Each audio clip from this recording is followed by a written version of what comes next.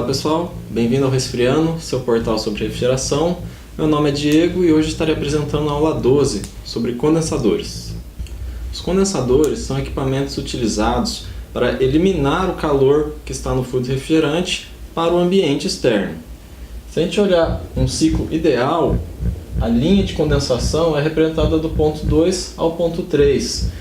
Ou seja, o condensador recebe um fluido no estado de vapor superaquecido, em alta pressão e temperatura, ele entra na serpentina do condensador, perde esse calor para o ambiente e, consequentemente, ele condensa até o estado de líquido saturado. Em um ciclo real, além de termos um superaquecimento na saída do evaporador, como visto na aula anterior, temos também um subresfriamento na saída do condensador. Qual que é o motivo disso? É basicamente garantir que não vai entrar nenhuma parcela de vapor na válvula de expansão, que seria o próximo componente, aqui a etapa 3 até a etapa 4. Para que o fluido refrigerante libere calor no ambiente, ele precisa estar mais quente que esse ambiente. Ou seja, a temperatura de condensação vai ter que estar maior que a temperatura ambiente.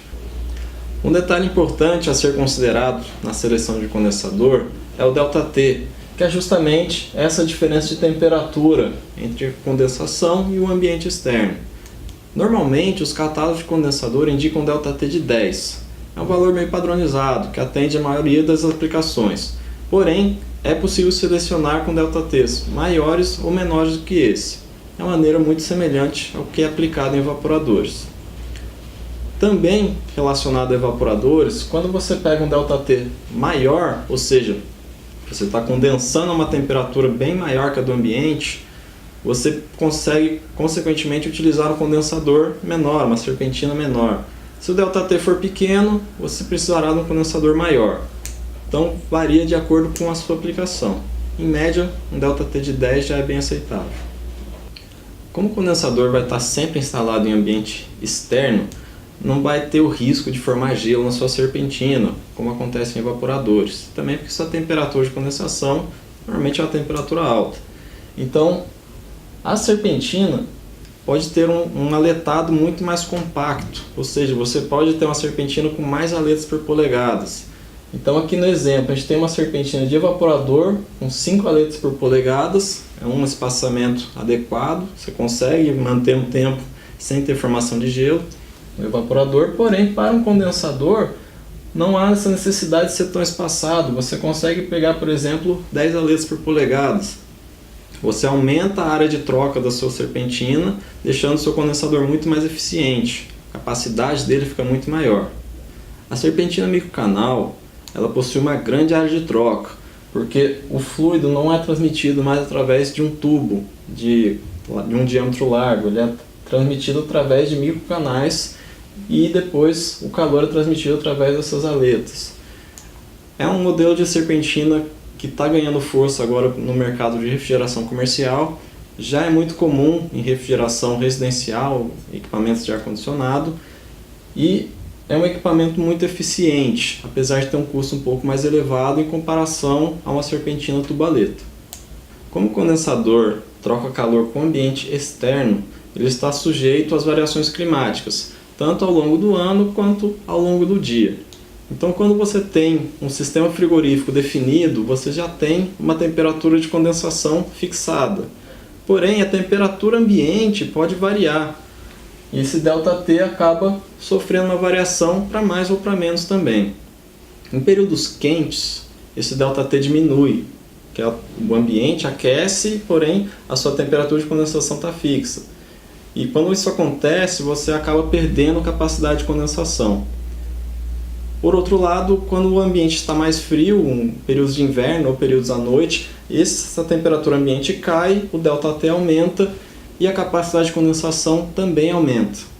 Torna o sistema mais eficiente nesses períodos de frio ou à noite. Existem dois tipos de motores que podem ser aplicados em condensadores: o motor AC e o motor EC, que é o eletrônico. Qual que é a diferença básica? O motor AC ele não tem nenhum controle de velocidade, de rotação do seu eixo. Então, se você mantém ele ligado, ele vai estar sempre na rotação máxima dele. O motor EC, você já consegue fazer uma modulação dessa rotação, tendendo valores mais altos quando é necessário ou valores mais baixos quando a carga diminui. Então, para exemplificar, dois condensadores semelhantes, cada um com dois ventiladores, de um lado motor AC e do outro lado motor EC. Em período quente, um dia quente de verão, você tem uma carga de condensação muito alta. Então, o motor AC ele vai manter, nesse exemplo aqui, os dois motores trabalhando a 100% da rotação. Então, ele vai ter sua vazão máxima, porém seu consumo de energia também vai ser máximo. Como a gente está num período quente mesmo, que exige uma carga térmica alta, o motor EC também vai estar trabalhando nessa mesma situação, também vai estar a 100% de sua rotação. Durante o inverno, ou até mesmo em períodos mais frios do dia, a carga requerida para condensação diminui, que você consegue ter um ΔT maior entre a condensação e o ambiente. Então, no caso de um motor AC, você já não precisa trabalhar com ele a 100%. Porém, a única maneira de modular o motor AC é mantendo ligado ou desligado.